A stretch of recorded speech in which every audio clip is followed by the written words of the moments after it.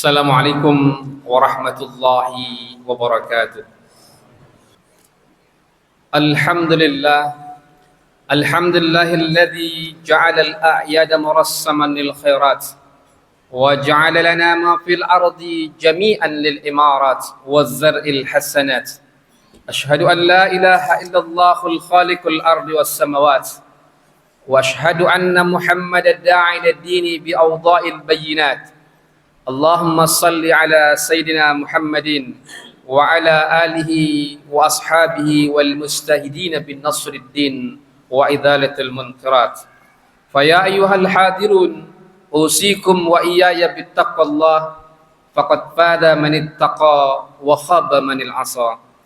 Wa qala Allah ta'ala fi kitabil karim, a'udzu billahi minasy syaithanir rajim. Bismillahirrahmanirrahim.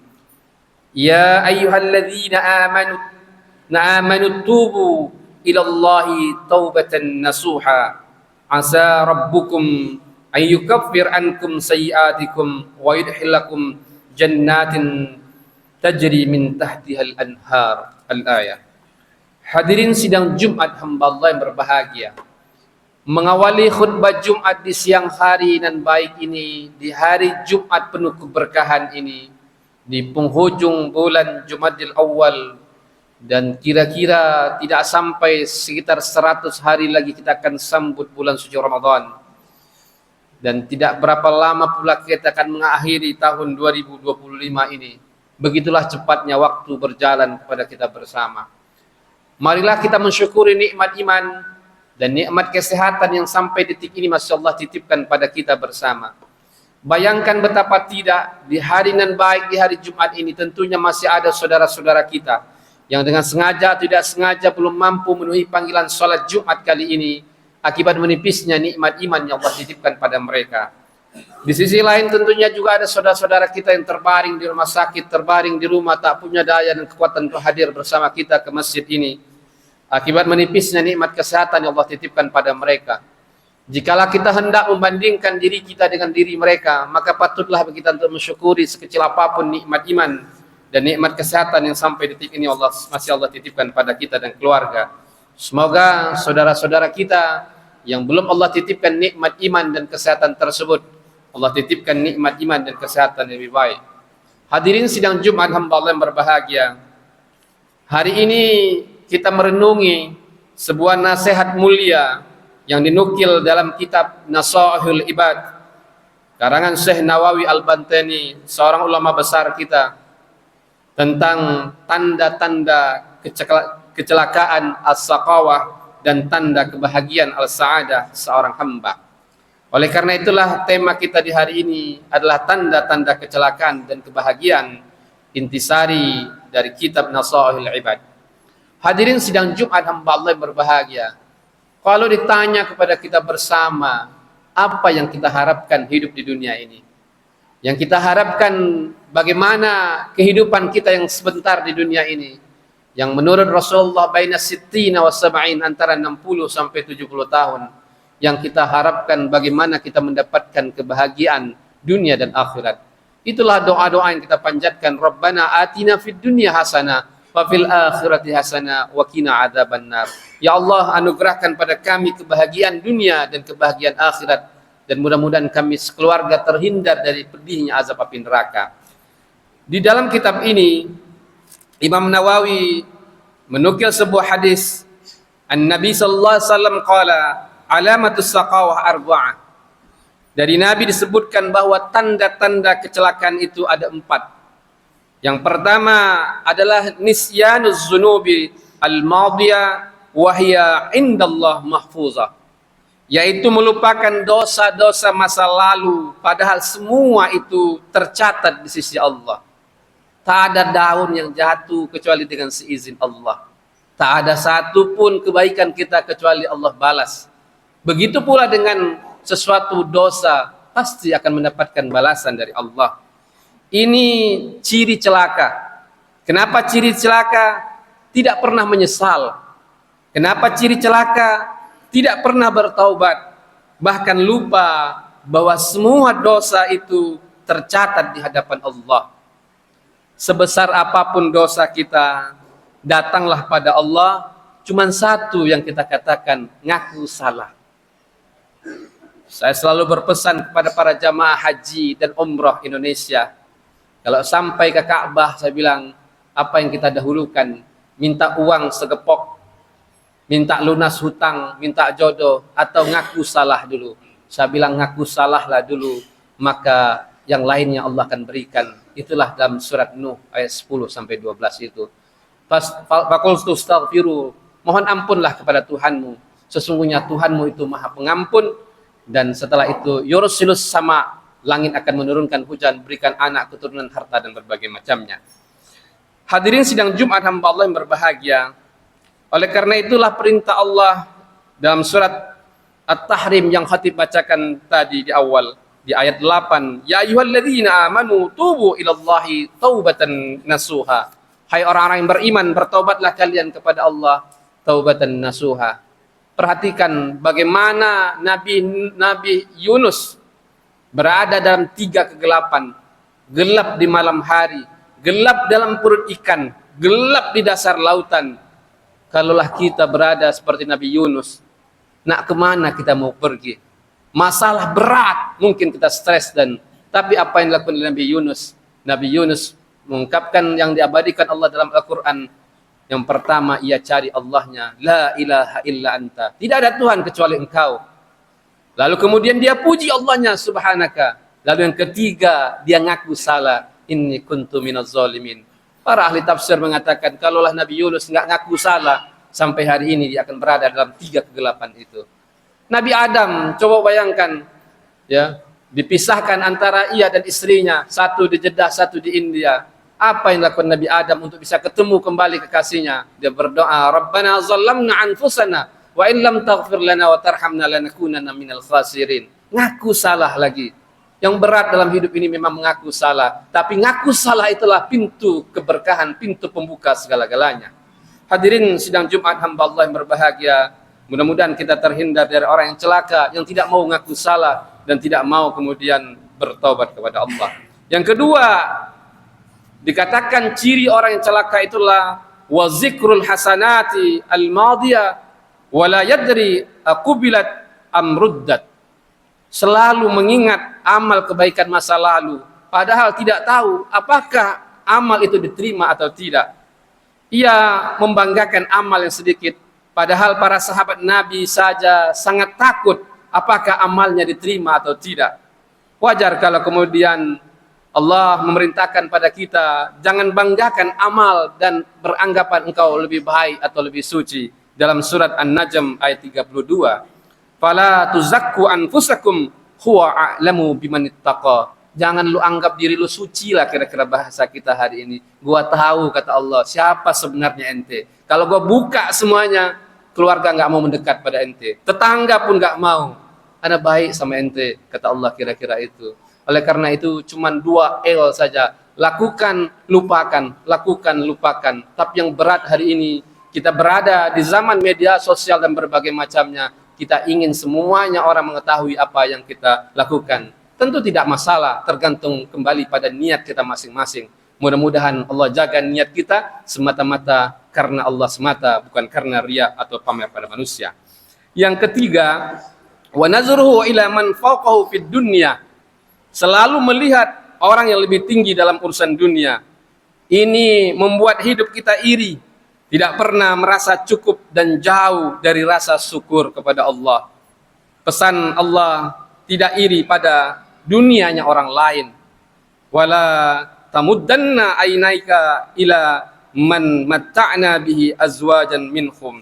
Di dalam Al-Quran Allah katakan, janganlah engkau mengarahkan pandanganmu kepada apa yang telah kami berikan kepada sebagian dari mereka sebagai kesenangan hidup di dunia ini.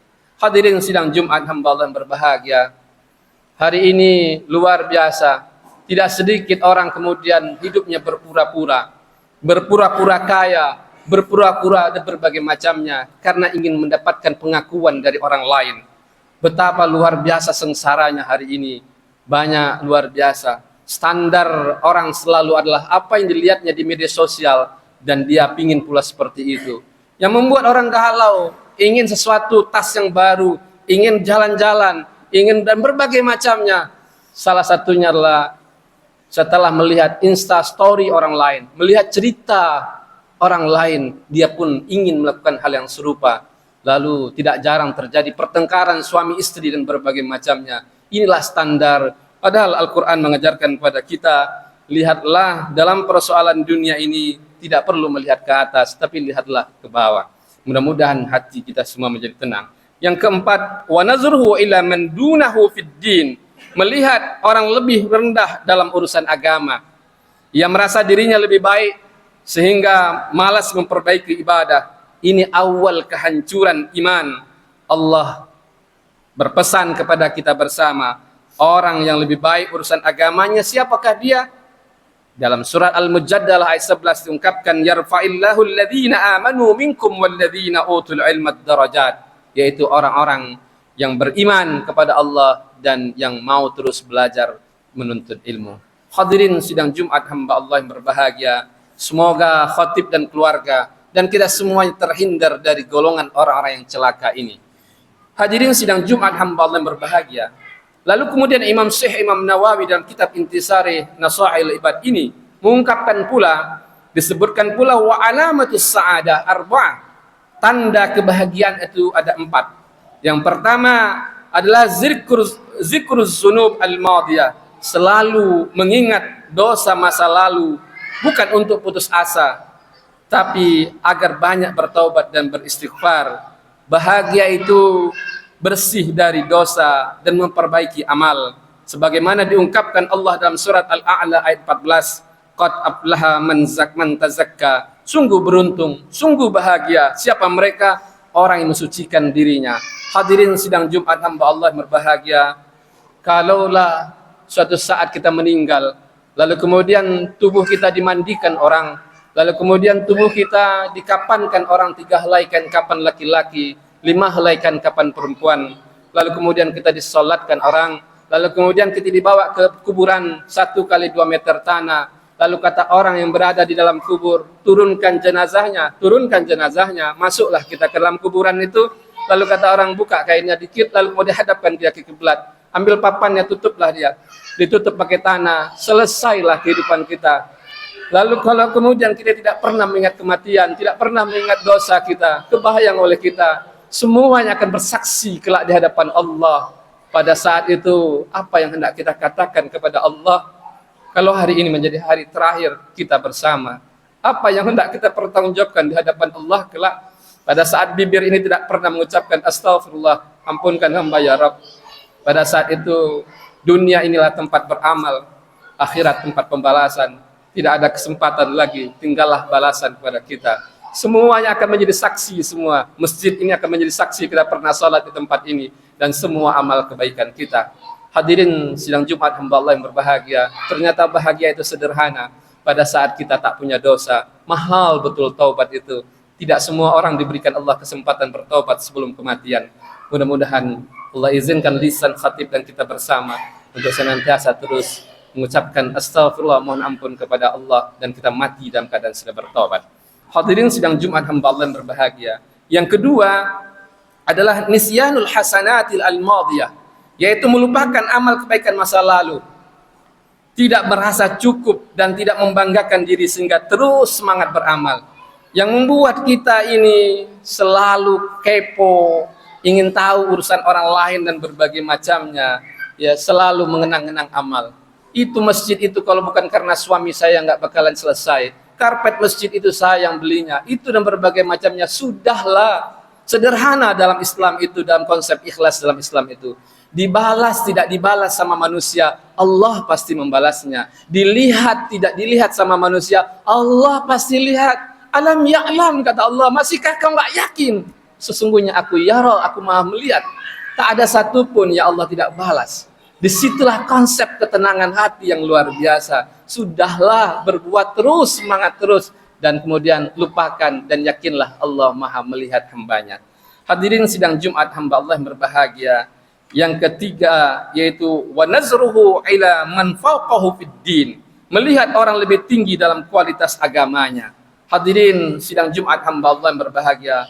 agar termotivasi memperbaiki salat, agar termotivasi memperbaiki akhlak, ibadah dan ketaatan kepada Allah. Selalu saya ingin belajar, saya ingin belajar. Alhamdulillah di masjid yang kita cintai, Masjid Raya Pila Inti Persada ini terbuka luar biasa. Dari pagi hari, ada Sabtu, ada Ahad, kajian begitu banyak sekali. Jangan pernah merasa kitalah sudah cukup, tidak ada yang cukup dalam hidup ini. Teruslah belajar, beranggapan kita ini masih kurang dan masih kurang, sehingga kita terus memperbaiki diri, sehingga kita mati dalam keadaan husnul khatimah insyaallah. Hadirin sidang Jumat hamba Allah yang berbahagia, yang terakhir adalah wa nazruhu ila man dunahu fid dunya, melihat orang lebih rendah kondisinya dalam dunia ini. Hadirin, teruslah melihat ke bawah, jangan melihat ke atas. Kalau kita melihat ke atas, selalu tidak ada pernah sempurnanya. Jangan pernah melihat membandingkan hidup kita dengan hidup orang lain. Enak betul hidup orang itu, enak betul dia bisa jalan-jalan, enak betul dan enak betul. Sudahlah, kewajiban kita hanyalah berusaha. Wajibnya itu berusaha, hasilnya itu iman kepada diri kita. Kalau sudah dapat sekian, kita beriman, itulah takdir, itulah rezeki yang terbaik Allah titipkan pada kita. Perhatikanlah di hari Jumat ini, sidik jari kita satu dunia tidak ada yang sama. Kalau begitu, bisakah kita memaksa Allah sama memberikan rezeki pada kita? Tidak bisa. Ya, tidak bisa. Itu menunjukkan bahwa takaran rezeki setiap orang berbeda. Kewajiban kita hanyalah berusaha. Dapat banyak kita syukuri, tidak dapat kita syukuri, dan tidak dapat juga kita bersabar kepada Allah. Masih ada hari esok dan seterusnya. Yakinlah dengan berbaik sangka kepada Allah, dengan melihat orang selalu ke bawah bukan ke atas. Mudah-mudahan di situ muncullah qanaah, muncul sifat yang qanaah, yaitu yang puas dan hatinya tenang dan hidupnya tidak berpura-pura, dan insyaallah disitulah syukurnya akan ada. Dan Allah berjanji, la in syakartum, kalau kau bersyukur, la azidannakum, aku akan tambahkan nikmat-nikmat berikutnya. Boleh jadi hari ini kita sengsara, stres dan berbagai macamnya. Boleh jadi sifat ini berkurang dalam hidup kita. Mudah-mudahan dengan apa yang dinukilkan oleh imam besar kita, syekh besar kita, Syekh Nawawi Al-Bantani dalam kitab Nasaihul Ibad yang menjadi kajian kita setiap hari Jumat, disampaikanlah para khatib di masjid ini. Mudah-mudahan ini menjadi panduan hidup kita, yang mudah-mudahan mengantarkan kita menjadi hamba Allah yang mendapatkan kebahagiaan dunia akhirat. Itulah 4 tanda kebahagiaan dan kecelakaan. Semoga Allah golongkan kita bersama dalam golongan hamba Allah yang dimasukkan Allah dalam kebahagiaan dan terhindar dari kecelakaan. Barakallahu li wa lakum fil Qur'anil azim wa nafa'ani wa iyyakum bima fihi minal ayati wazikril hakim wa taqabbalallahu minni wa minkum tilawatahu innahu was-sami'ul alim. Aqulu qawli hadza wastaghfiru innahu huwal ghafurur rahim.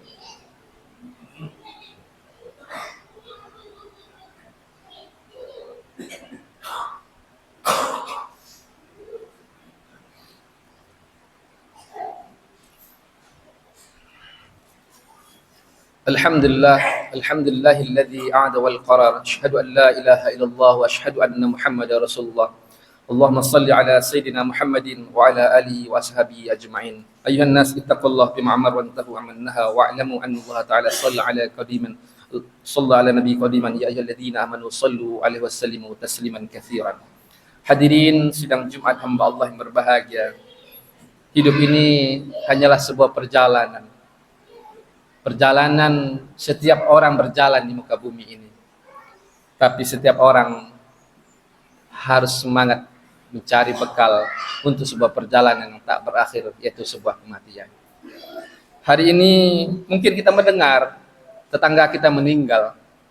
Mungkin kita mendengar ada orang tua kita meninggal, anak kita dan berbagai macamnya. Tapi suatu saat tiba pula saatnya kita meninggal.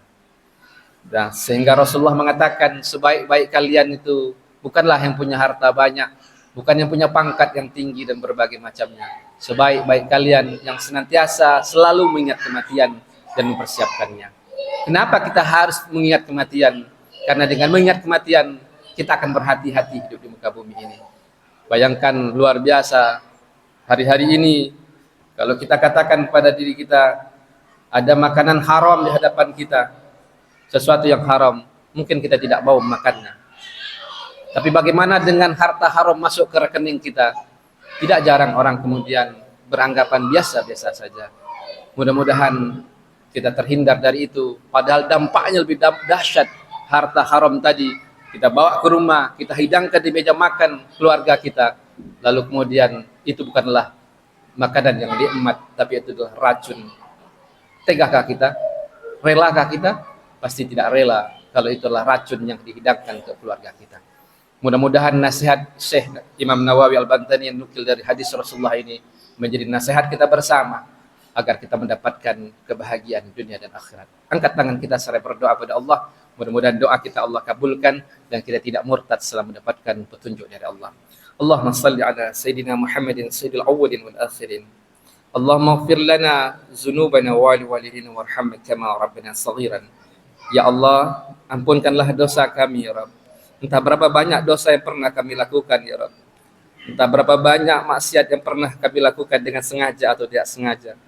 Mungkin istri kami tidak tahu, mungkin anak-anak kami tidak tahu, mungkin orang tua kami tidak tahu, tapi Engkau Maha melihat ya Rabb. Engkau Maha melihat ya Rabb. Suatu saat tubuh ini akan bersaksi di hadapan-Mu ya Rabb. Suatu saat tangan ini akan menjawab semua ya Rabb apa yang kami lakukan ya Rabb. Suatu saat kaki ini akan bersaksi ya Rabb sebagaimana Engkau ungkapkan dalam surat Yasin ya Rabb. Yauma izin, hari itu ya Rabb. Wa tukallimuna aydihim, tangan mereka akan berbicara.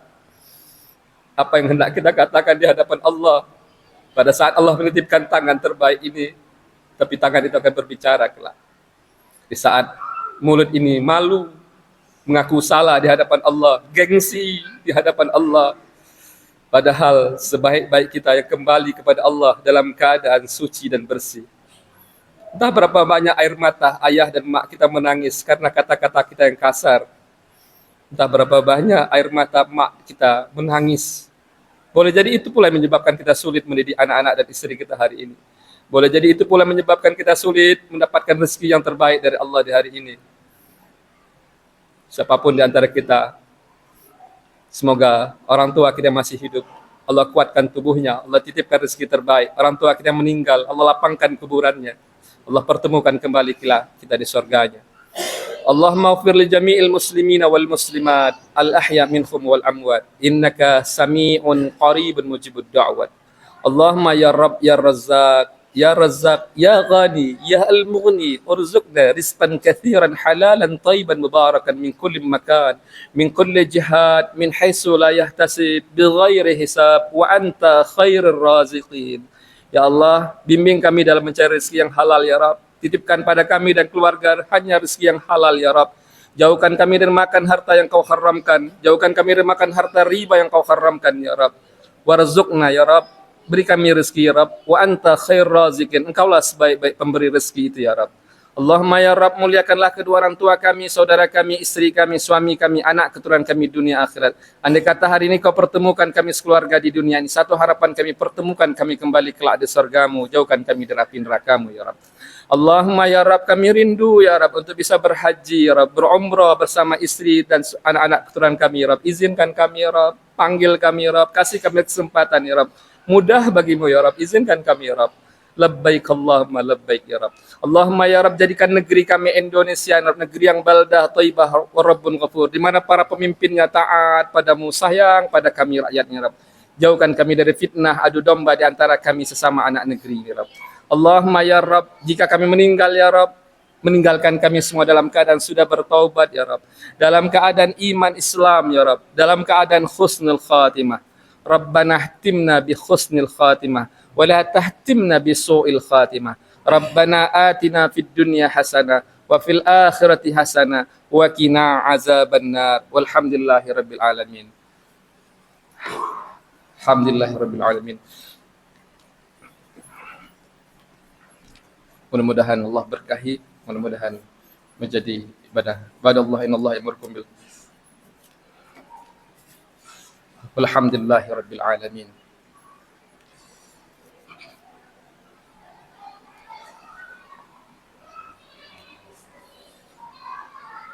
Ibadallah innallaha ya'murukum bil adli wal ihsan wa ita'i dzil qurba wa yanha 'anil fahsya wal munkar wal baghi ya'izukum la'allakum tadhakkarun. Fazkurul azim yazkurkum wa la zikrul ajal wa akbar. Aqimus salat.